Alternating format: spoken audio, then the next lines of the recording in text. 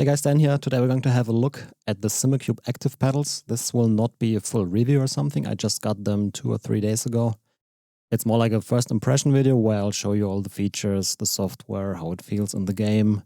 But there will be a complete review probably in 3 to 4 weeks or so. But since this is a topic that many people are interested in, I thought I'll put out a first impression video. So as always, we'll start with a disclaimer. Simucube did send me these pedals for the review. I can keep one of the pedal and buy the second one for a discounted price. But they explicitly mentioned that this should be an honest review and they care about the feedback and how to improve the product and don't just want me to be like, hey, this is the best thing ever. And I'm not an affiliate partner of Simucube, so if you buy these pedals, I don't care. I don't get anything from it, so all the opinions are my own. Simucube, of course, doesn't get to see the video before I post it, but I've been insanely impressed with the pedals. As I said, the second pedal I can buy for a discounted price, and after 1 day of using, I already wrote Johanna from Simucube that I'm going to buy the second pedal. But yeah, I think we just start with a general first impression. The pedals do come in a very nice box. It's actually insanely hard to open the box. It's such a good fit on the pedals. Don't be like me and install the heel plate of the base plate upside down, because then the pedals do not fit. I mean, it is very difficult to get the right orientation. One has the Simucube logo and one has exposed screws and no logos. So easy to do to put it upside down. Yeah, no. Just be careful there and then it's fine. If we're having a look at the pedals, I think they look pretty. They are huge. They are insanely huge pedals. So if you have your rig resting against the wall, you will have to move it backwards by several, maybe 20 centimeters or so. So keep that in mind. They are big pedals. The build quality is insanely nice. The build quality should be insanely nice at this price. But yeah, let's talk about the software and what it can do. I'll do this freestyle. I don't have a script, so if it's a little bit longer than it could be, I'm sorry, but I'll try to explain everything that is in here. So when you first boot up the software and the pedals are not configured, you're greeted with this, where you can configure how you set up the pedal mechanically. You can put this piece here upside down, then you do get more travel on the pedal, but you can run a lower pressure maximum. I think this travel is more than enough, so I just left it in the default position at low and this here at short. Then you can basically set up if this is a throttle, brake or clutch. We are on the throttle here, so we'll leave it in this position. And then if I change this, you can basically change the pedal angle in the software wherever you want. I have it in a slightly further back position compared to the brake pedal. So my brake is at the limit on the left and the throttle is like 36, 35. That feels good to me. Then you just go to save configuration. And then this is what you see. Let me quickly save my profile here and then go to linear. It should look like this. And you pretty much have 2 curves here. This is the force curve. It is basically the mapping how hard the pedal feels. Think of this like your typical spring or elastomer configuration. And then you have another curve. It's under input mapping. And this is more like the curve that you know from other pedals where you can do logarithmic curves or other stuff, whatever you want. We'll leave this on linear for now. We'll talk about the first graph here first. So you do have a preload. That is how much kilograms you have to put on the pedal face till it starts moving. You can set this up from 0, where it's insanely light. You can see this, until up to 40 kilograms. I don't know why anybody would want that on a throttle, but you can do it. I typically have mine at 2 to 3 kilograms. That feels good to me. Then on the right side, you have the maximum force. So in this case, I need to push the pedal with 10.8 kilograms to reach the maximum travel that I set up. Again, you can go to 150 kilograms here. I can, barely reach that. Everybody will be fine with the pedal pressure these pedals offer. For the throttle, I typically leave it around 10 to 12 kilograms. That feels nice. And then here you can adjust the amount of travel that you want on the pedal. You can go to pretty much no travel at all, 5 millimeters, till up to 73 in the configuration with the lower travel. I liked it at around 60. That feels good. Has plenty of travel, maybe even too much, maybe 50. It's just, that's the cool thing about these pedals. You can just customize them using your mouse while playing the game. It's so cool. It's worth a lot. I didn't expect it to be so valuable. But anyways, let's go through the rest of the features here. In theory, you can go absolutely crazy and do something like this, for example. So now the pressure I need to put in will increase to 8 kilogram, then it will follow the clip. And then the next one, it's nothing anybody will ever use, at least not on a throttle. Might be useful to simulate clutch bite points, but you can do whatever you want here. What I really liked on the throttle is this S curve, where it's slightly easier at the beginning of the curve, then it gets a bit harder to press, but then goes into a more logarithmic shape at the end. And there are several presets here, exponential, S-curve, logarithmic, 1, 2, 3. It's super easy to try out all these settings because you do not have to go to the back of the rig and disassemble the pedals, put in different springs, elastomers, what do I know.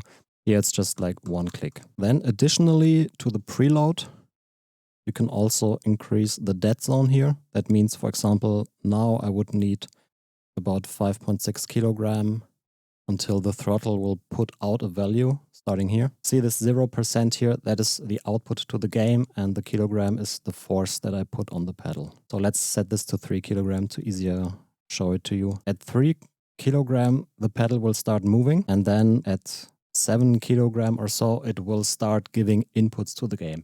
So the customizability of these pedals is just ridiculous. I set mine to a very low dead zone here, and a little bit of preload, that feels good, 50 millimeters.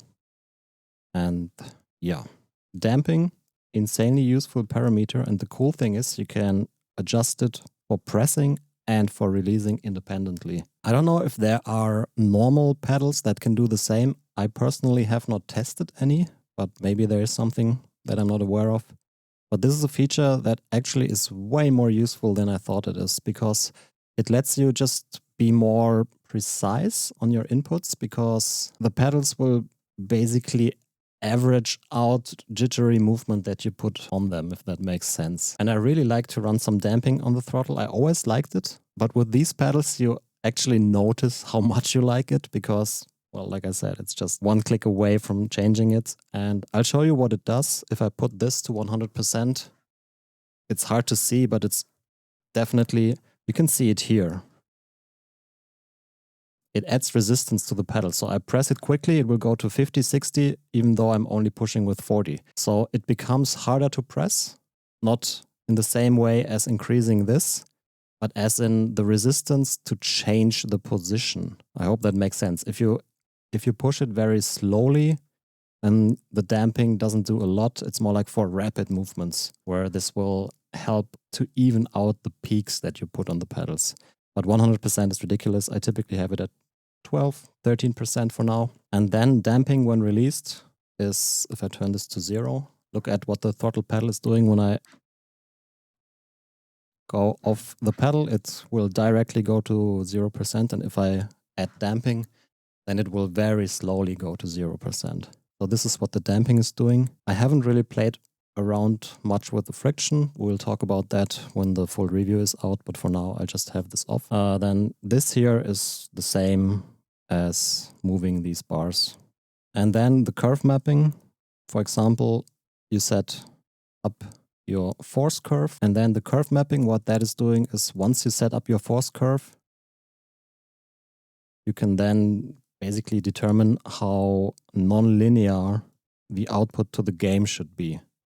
It can be a little bit confusing at first because you think you're actually doing it here, but this is just how the resistance of the pedal changes depending on the position of the pedal, whereas this here basically changes your input to the game input. So you can, for example, do something like this, and then I'm at about 50% now here, as you can see in the middle of the pedal travel, but it's mapped to 17% of the game. I haven't really played around a lot with this. I like to use a logarithmic curve on the brake, at least on conventional pedals, but with these pedals, to be honest, I never really felt the need to make the mapping nonlinear, so I've been using the linear mapping. Then you can have two effects for the throttle as of now. There's motor vibration that will just make the pedal vibrate when the motor is running. We'll hop into a game in a second and then I'll show you what this exactly is doing.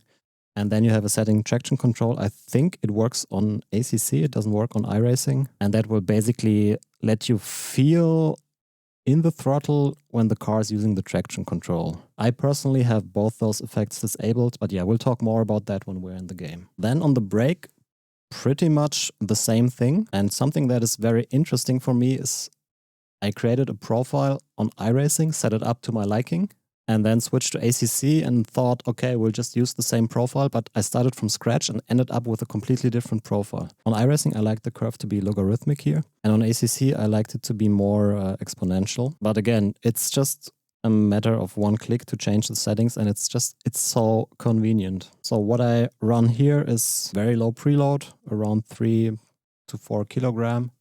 I typically have it set up that if I rest my foot on the brake, I'm at about 5% of input. I'm not somebody that calibrates resting your foot on the brake out. I think this is, you know, in a real car, I get it that you don't want to trigger the brake when your foot rests on your pedal. But in sim racing, if I'm not on the brake, I will just like take the foot off. And for me, it helps a lot with the trail braking, especially in the lower sensitivity areas from 0 to 10% or so. So give this a try. Then again, you have the maximum. Interestingly, on ACC, I like it to be really low at about 55%. On iRacing, I had it at around 80%. But in the end, what that is doing, I press roughly the same to get the same output the game needs. Because ACC, you can go to 100%. On iRacing, you typically want to be at around 80% for GT3s, so you don't trigger the ABS. So this is super easy to do with 2 different profiles for ACC and iRacing, and then you're good to go. Something very interesting, you can go ridiculously long travel on the brake. I mean, look at this on the camera. I can't use it because the pedal gets so flat that my foot nearly wants to slide off the pedal plate. You can go absolutely Aztec mode here with barely no travel at all if you like that. I like a medium to long travel, not ridiculously long travel, but 40, 45. That feels really, really nice to me. And the cool thing is you can do long travel and high forces with this pedal set without having to worry about elastomers braking. You can also do 2-stage designs. I mean, as of now, it just gets progressively harder to press. And then at 55 kilograms, it will just stop moving and also stop registering inputs. So if you want to, for example, replicate something like a 2-stage system, what you want to do is like up this like crazy, then set your force curve relatively low here. And let's say maybe here you want the pedal, you want the pedal to become really, really stiff. And then you just set your force curve to be like that. Now I'm at 25-ish% of pressure, but more than 70% of travel or so. And now I can still modulate even though I don't get a lot of travel anymore. So I think to achieve this, the UI we have right now, it's a little bit cumbersome. It would be nice to have like maybe a toggle for such a 2-stage thing, because I'm sure some people will like to set something up like this so that you hit like a wall and have that behave like 80% in the game, useful for iRacing, and then still being able to go over that.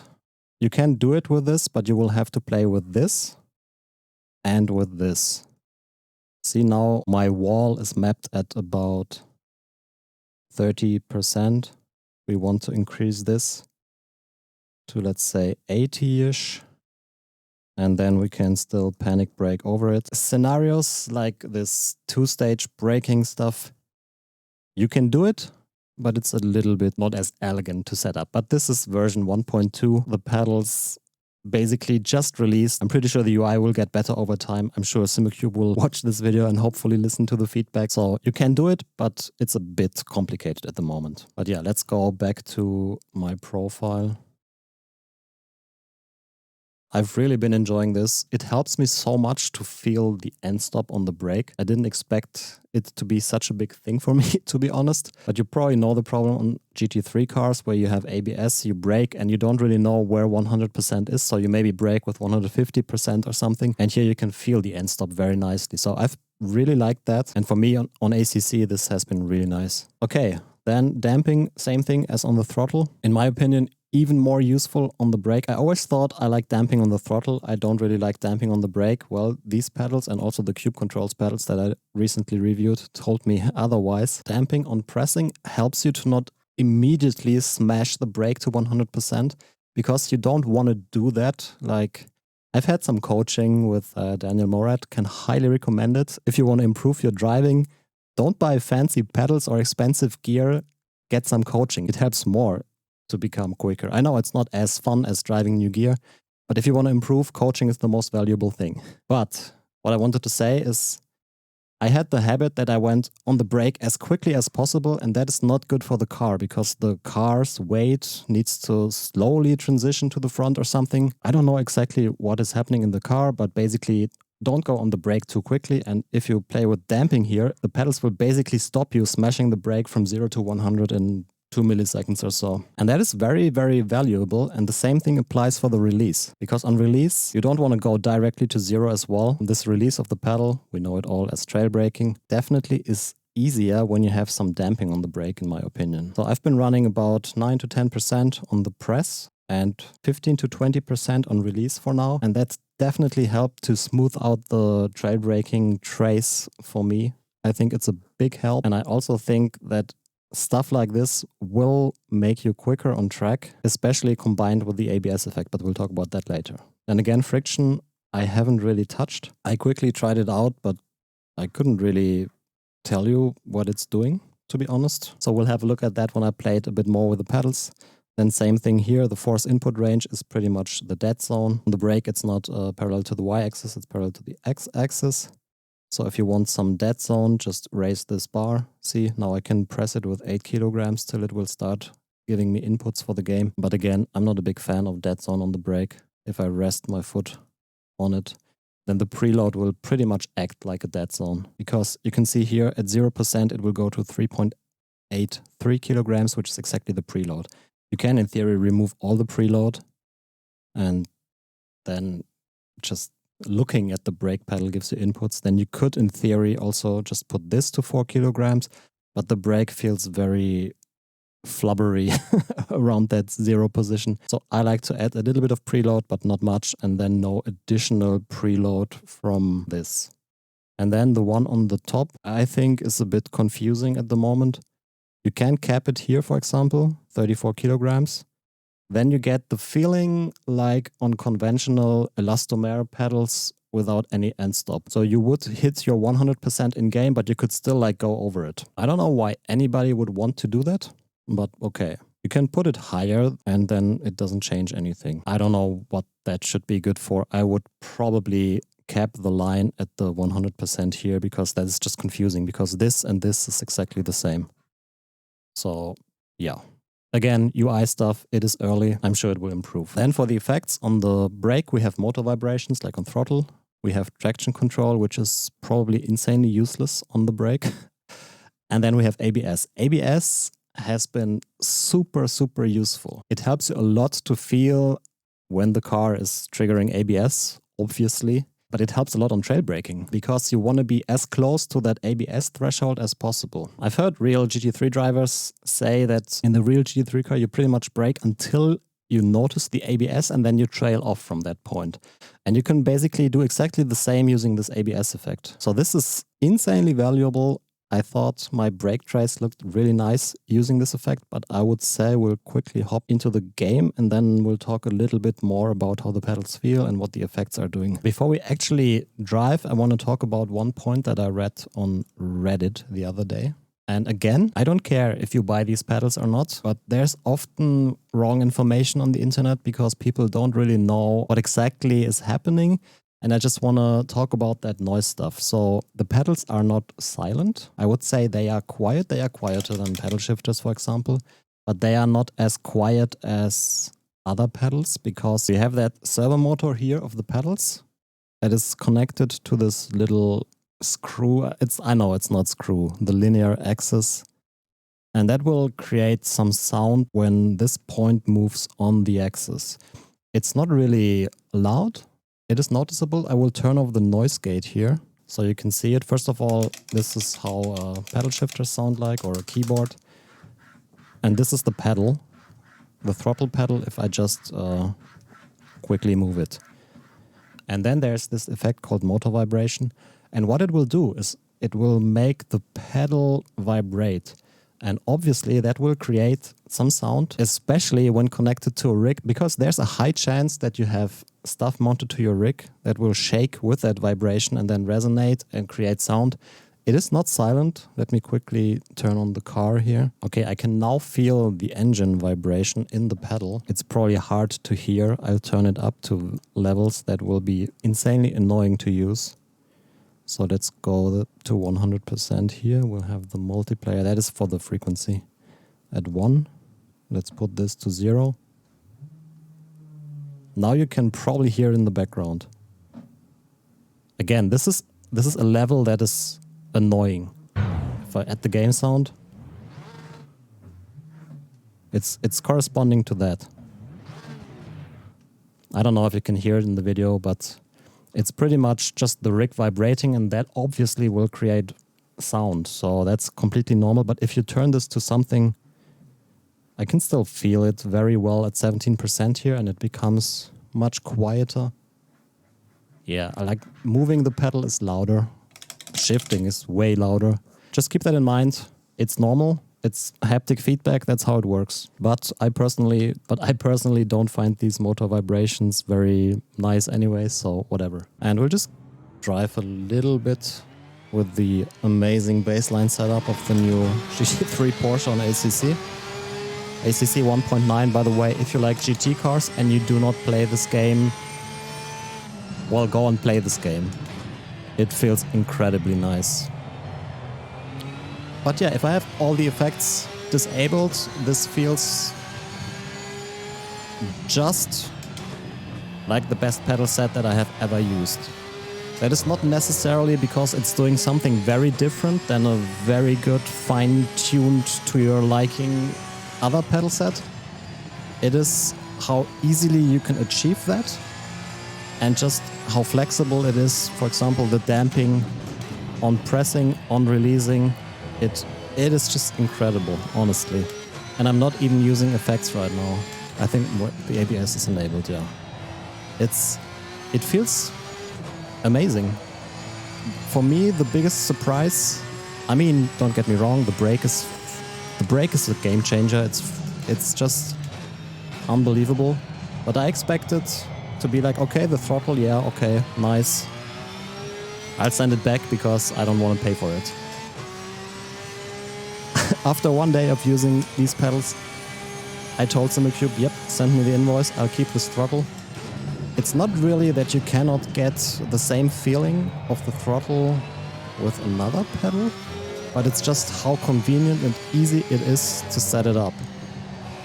It is a lot of money, don't get me wrong. I know how expensive this is, and I think Simucube, what they should do is like offer maybe a 2-pedal set with an active brake and a passive throttle in the same design, because, I don't know, mixing and matching different pedals, that would trigger my OCD. But for me, the convenience of having everything adjustable with one mouse click is personally worth it. The adjustable damping on release and on pressing the throttle, for me it's worth it. But it's definitely not as big of a wow effect as the brake. But we'll enable the effects now. Wait, not on race lab, obviously. Motor vibration, I'll leave that off because it's not really for me. Traction control, I'll put it to a level that nobody would ever use, but then you can maybe see it on the pedal cam. Let's try.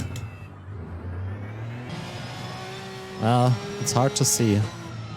Let's decrease the frequency, maybe then it's easier to see.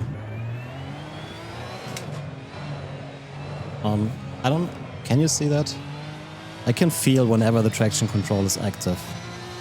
Like now a little bit. It can help when you accelerate out of the corner. Let's try that in the next corner. But I personally, I had the throttle just with all the effects disabled and just fine-tuned to my liking. You can see it slightly on the telemetry actually, this wobbling on the throttle signal. This is what the effect is doing.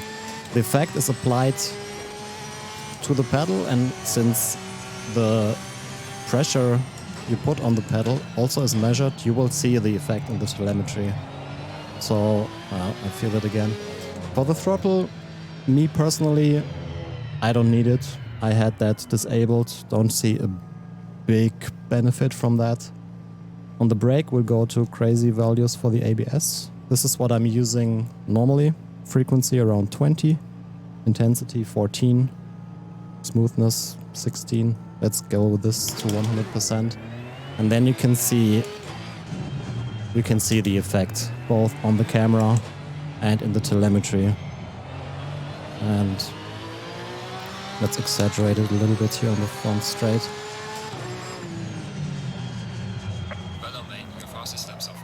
Yeah, so this is what that is doing. I'll reduce it a little bit because it's just too much. Let's go to something that is still very, very high, 40%.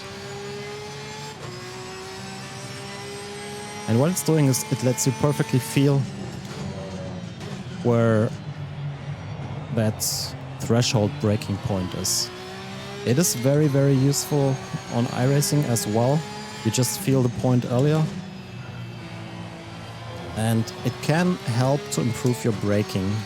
I'm not sure if this is something that will make esports drivers quicker, because they probably perfectly know how to trail brake and where the threshold braking is. But for drivers at my level, I think this is a great help, to be honest. I'll see. This is just my preliminary quick first impression here. But I do think this will make me actually quicker. Let's go into the next braking zone here. You can also, on ACC, it's really, really cool because you can feel in the ABS effect when your tires degrade. Because obviously, the worse the tires are, the easier you will trigger the ABS. And we had that ACC preview event with ridiculous tire wear for whatever reason. It was just an experimental feature. In this release build, it's not like that. But I can, in situations like this right now, I can feel like how I go on the throttle, on the brake, I can go to 100%. And then when the car gets slower, the downforce decreases, and then the ABS starts to kick in. This is something that I never really thought about how it works without the brake, and you can feel it with this. It's pretty cool. Let's try that again for the hairpin here. But the video already is so super long. I need to try just to talk less. But here, now I start feeling it, and now I can reduce it.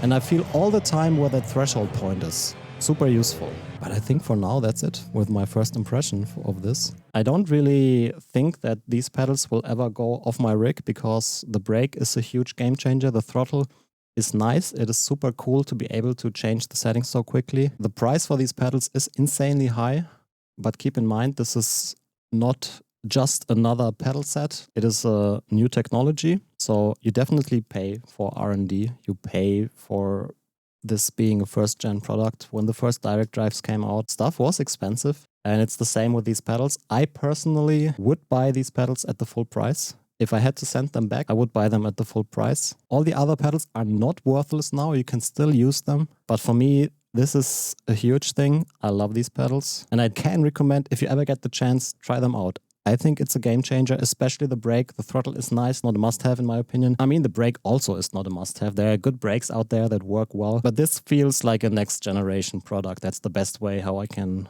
describe it as my first impression. Like I said, the review will probably be posted in like a month or so.